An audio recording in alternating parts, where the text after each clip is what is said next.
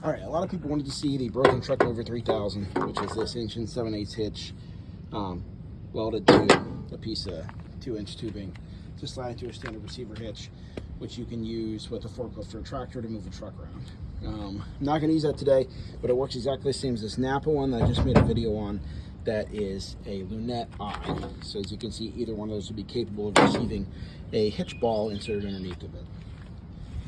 So the first thing you got to do is tie off your steering wheel and leave the truck in park. You're going to be picking up the rear ends. This is in park. And then the steering wheel, I usually just will double wrap it with like a ratchet strap, tie it off down to the seat bracket.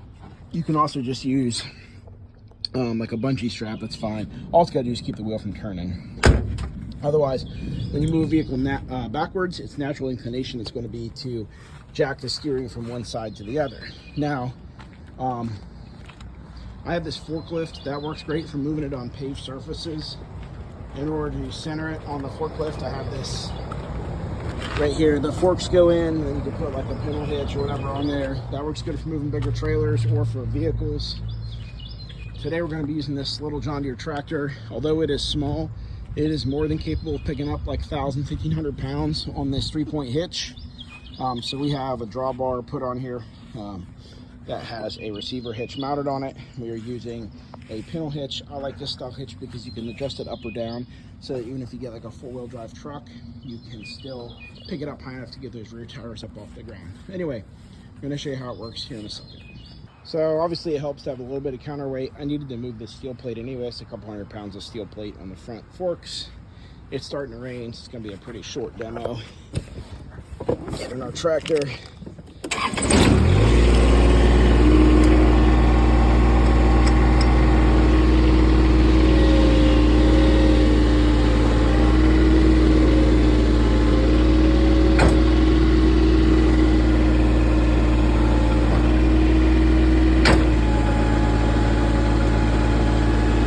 So if I can't get enough lift, I'll just push the front down, lift up on the 3-point, and then when I bring the truck back up, we'll have the rear of the truck off the ground, as you can see here. And that means pretty easily pull forward, move the truck wherever it needs to go. As you can see, the tires don't really need to be much off the ground in order to make even a little tractor like this able to move a very large truck. I did left my box blade in there, which is in my way right now. I have to swing this out a little wider.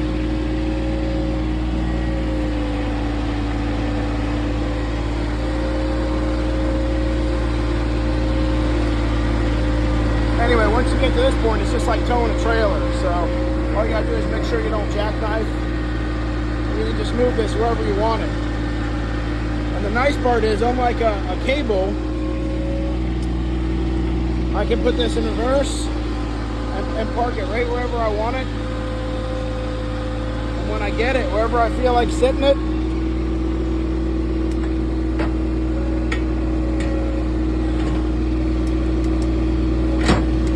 there we go. So for today, I just wanted to get it out of the driveway. Like I said, it's starting to rain, so I'm going to put the tractor away here, but as you can see, we're out of the driveway. Very minimal damage.